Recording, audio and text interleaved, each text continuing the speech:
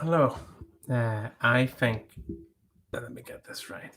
I think you should watch Tasha and the Monk. I don't know if I'm even getting that name right, but it will have to do for now. I apologize to the whole of Tibet.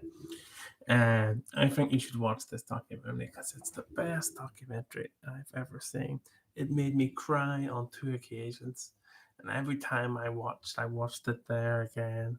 It teaches me something about humanity, and it's about a monk that was a had no mom and dad, and was like sort of it's in Tibet, based in Tibet, and there's no social welfare system, and people working very menial jobs. It's a very impoverished country.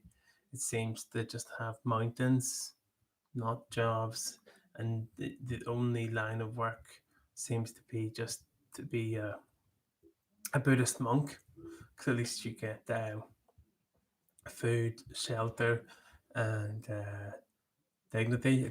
So it's a very tough country, and people have kids, and then they run out of money and can't afford them. There's no uh, social workers.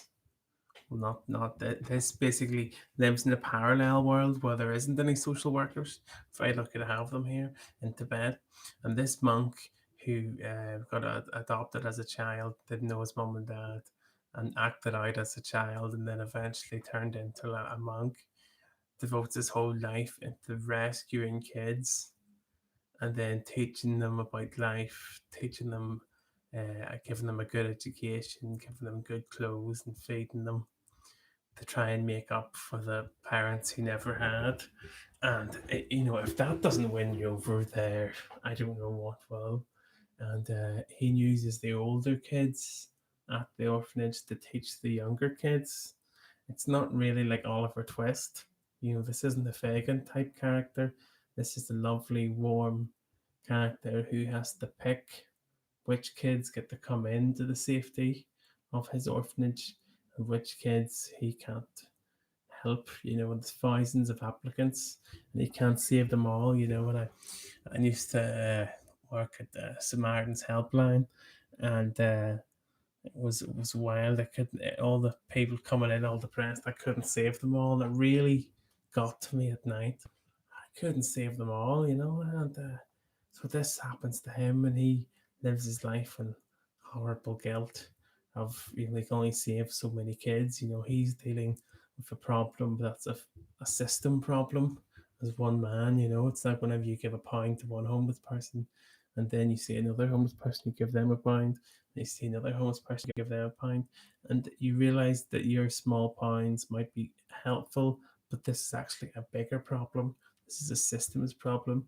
You're just one man trying to do it, So this is just one man trying to save as much kids as he can, and in a way replace the bonds missing in his life because he's missing a mom and dad, and so he never gets to share his life with anyone, or gets to have people that he can ask for advice. So he talks to the kids, and he tells the kids about the realities of life, and tells the kids about the kids that he had to tell that they couldn't come, and he gives the kids responsibility, and he lets them play and allows them to be kids again.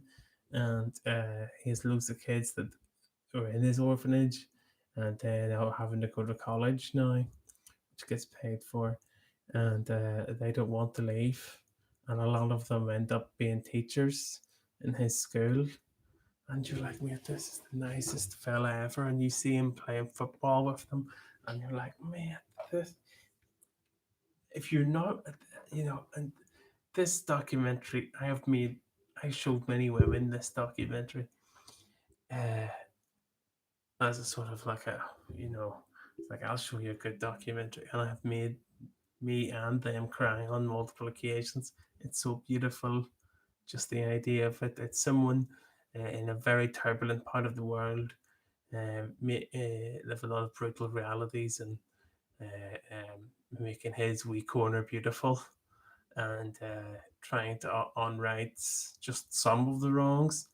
And so that's why I think you should watch such and such and the monk.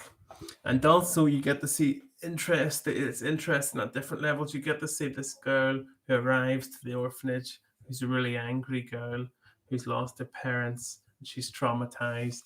And then it shows you her, wet in the bed. It shows you her acting out in class. It shows you that the ripples of trauma, you reenact them throughout different elements of your life. So if there's someone's lost their parents at home, you do it through school and through friendships, and she's finding it hard to make friendships and bonds because she's so traumatized.